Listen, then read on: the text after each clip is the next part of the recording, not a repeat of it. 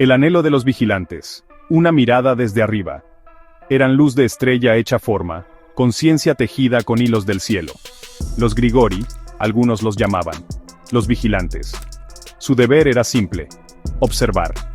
Desde las altas murallas del cielo, miraban hacia abajo. Vieron el mundo nacer y abrirse como un helecho. Los continentes se movían. Las montañas crecían. Los océanos respiraban con mareas lentas y antiguas.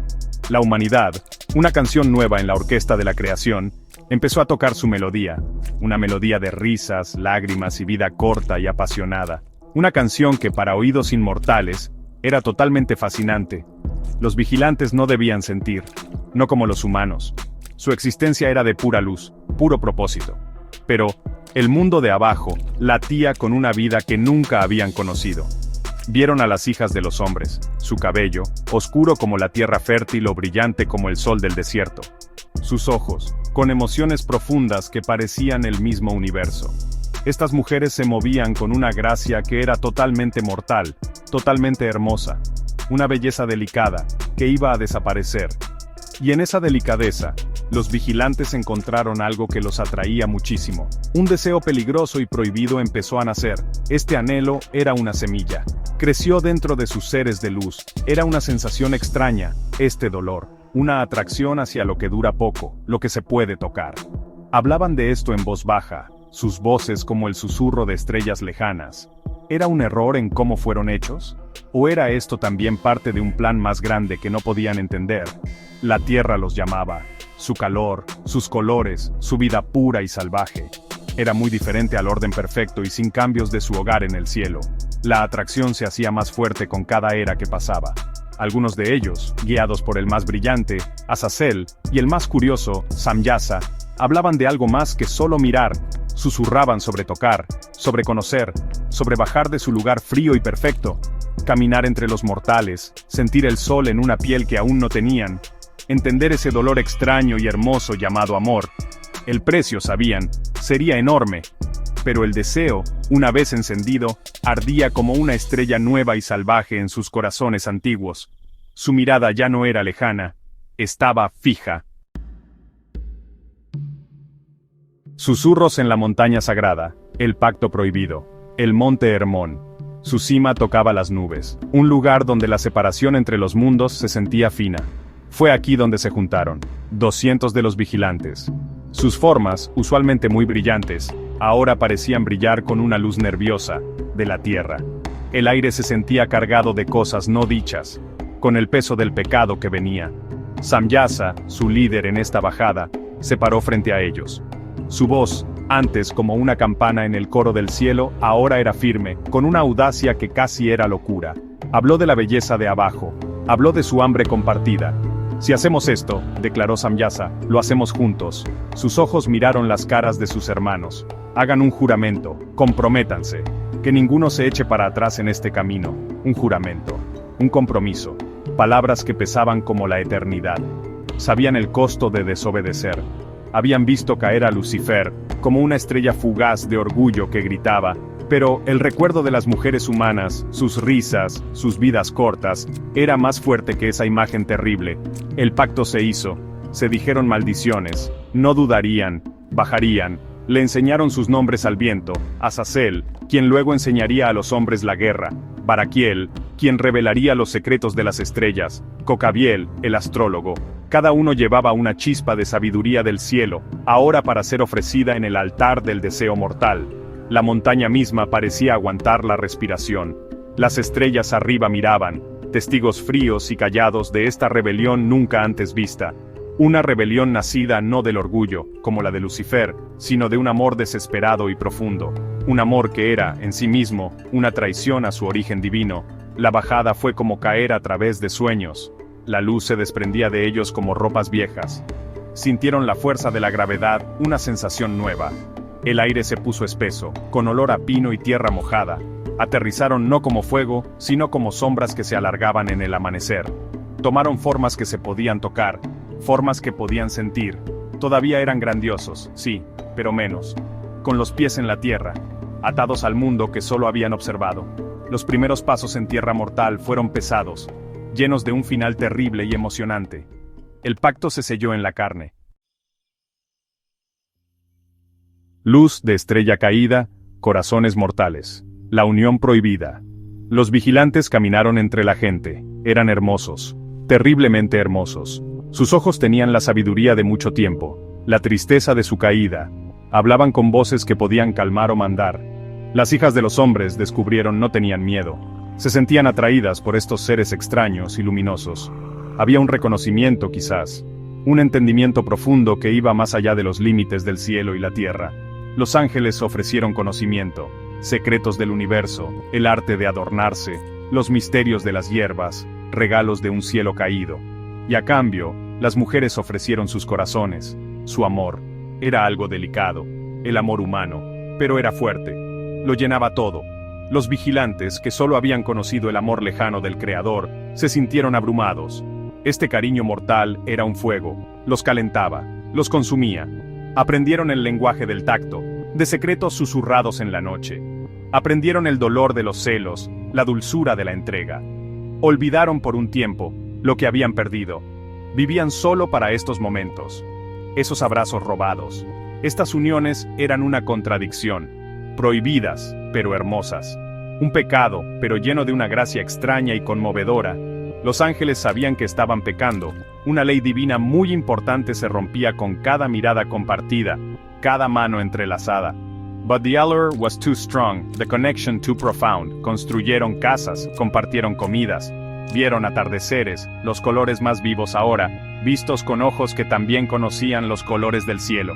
Las mujeres florecían bajo su mirada, llevaban una nueva luz dentro de ellas. Pero una sombra seguía a esta luz. Las uniones no fueron sin consecuencias. La creación misma parecía temblar con esta mezcla de lo divino y lo mortal. Las leyes antiguas eran firmes. Lo que era espíritu puro ahora estaba atado a la carne. Lo que era eterno ahora estaba unido a lo que dura poco. Los vigilantes, en su deseo, habían olvidado el equilibrio. O quizás habían elegido ignorarlo. El precio por un amor tan profundo, una rebelión tan profunda, aún no se había pagado del todo. Se estaba juntando como una tormenta en el horizonte. Gigantes caminan la tierra, el nacimiento de los Nefilim. De estas uniones nacieron hijos. No eran como los otros niños. Eran los Nefilim, los caídos, gigantes. Sus llantos eran como el sonido del trueno. Su hambre era un vacío enorme que hacía eco. Crecían muy rápido, más altos que los hombres normales. Sus cuerpos, una mezcla extraña y preocupante de gracia del cielo y fuerza de la tierra. Sus ojos tenían una chispa de la luz de sus padres, pero era una luz salvaje, sin control. Eran un poder nuevo en la tierra, un poder que nadie esperaba. Los Nefilim eran hermosos a su manera, una belleza pura y primitiva. Tenían la fuerza de las montañas, el hambre de los océanos. Sus madres los amaban con fuerza, a estos hijos extraordinarios. Sus padres, los vigilantes, los miraban con una mezcla de orgullo y un miedo terrible que empezaba a crecer. ¿Qué habían creado? No eran seres amables. Nacieron de una ley rota, de un desequilibrio del universo, y llevaban ese desequilibrio dentro de sus almas. Su presencia empezó a cambiar el mundo a su alrededor. Eran un puente entre dos mundos, pero un puente que no podía aguantar. Lo divino dentro de ellos luchaba con su carne mortal. Eran seres de poder inmenso, pero sin la sabiduría o el control para usarlo. Eran niños, pero podían causar gran destrucción. La tierra, que antes cantaba una canción de armonía, empezó a quejarse bajo su peso gigante.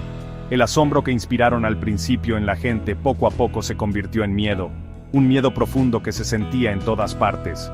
Los vigilantes habían buscado conexión, habían buscado entender el amor, lo habían encontrado, a su manera, pero también habían soltado algo más, algo enorme, algo hambriento. Los Nefilim eran su herencia. Una prueba viva de sus deseos prohibidos, una prueba que pronto le cobraría un precio muy alto al mundo. La era de las maravillas estaba cambiando, se estaba convirtiendo en una era de terror. Los hijos del crepúsculo se ponían inquietos, y su hambre no tenía fin. Sección 5. Un mundo que sufre. El reinado de caos de los Nefilim. El hambre de los Nefilim no tenía límites. Lo que la tierra daba no era suficiente. Consumían las cosechas de los hombres, devoraban el ganado, Sus cuerpos enormes necesitaban alimento constante. Cuando la comida del mundo de arriba se acabó, se miraron unos a otros, hermano contra hermano. Su hambre se volvió una locura, una plaga sobre la tierra. La armonía que antes había entre los humanos y la naturaleza se rompió. El miedo se sentía en todas partes. Los Nefilim no solo tenían hambre de comida, tenían hambre de sentir, de poder, hacían destrozos por toda la tierra. Los bosques eran pisoteados, los ríos eran ensuciados. Su risa era el sonido de huesos rompiéndose. Sus juegos eran batallas que destruían campos y aldeas. La humanidad, antes curiosa, luego asombrada, ahora se escondía de terror. Los vigilantes, sus padres, miraban con un horror que crecía. Este no era el mundo que habían imaginado cuando bajaron por primera vez. Esta era una pesadilla creada por ellos mismos. Su amor había dado a luz monstruos. El conocimiento que los vigilantes habían compartido, antes regalos, fue usado para mal. Las enseñanzas de Azazel sobre metales se convirtieron en la creación de armas terribles. Los secretos de las estrellas, antes para guiar, se usaron para malos presagios y brujería oscura. El mundo estaba desequilibrado, los gritos de los que sufrían, el llanto de la tierra misma, subían a los cielos, una súplica silenciosa y desesperada. El aire se llenó de desesperación, con el olor a sangre y cosas podridas. Los Nefilim, con su fuerza, se habían vuelto tiranos, sin pensar, sin importarles nada. Los vigilantes trataron de intervenir, algunos rogaron a sus hijos gigantes, otros trataron de usar sus poderes disminuidos para controlar el caos. Pero era demasiado tarde. Los Nefilim eran demasiado fuertes, demasiado llevados por sus instintos básicos. Los ángeles caídos, que habían querido escapar del orden estricto del cielo, ahora estaban atrapados en un mundo de caos creado por ellos. Sus corazones, ya pesados por la culpa de su caída, ahora cargaban el peso terrible de este desastre. El sueño se había convertido en una realidad terrible. Sección 6. Lágrimas del cielo, agonía de la tierra. El decreto divino. Desde el cielo más alto, el Creador observaba. Cada lágrima en la tierra, cada grito de dolor, hacía eco en los salones silenciosos de la eternidad. Las oraciones de los justos, los susurros desesperados de los asustados, todos subían. La tierra misma parecía llorar, su voz un suspiro triste llevado por los vientos. El equilibrio de la creación, tejido con tanto cuidado, estaba roto y rasgado. El experimento del libre albedrío, mezclado con poder prohibido, había dado un fruto amargo. El corazón divino, si se puede describir así, dolía. El tiempo de observar había terminado. El tiempo de intervenir había llegado. Una gran tristeza llenaba los reinos del cielo. Por los vigilantes, antes estrellas brillantes en el cielo. Por la humanidad, sufriendo bajo el peso de un pecado que no era del todo suyo. Por los Nefilim, criaturas nacidas de un pacto roto, hermosos y terribles en su existencia condenada. Se tomó una decisión, no con enojo, sino con una tristeza profunda, del universo. El universo mismo parecía detenerse, esperando lo que iba a pasar. Había que restaurar el orden. La orden se dio. No fue un grito, sino un susurro que sacudió las bases de la realidad.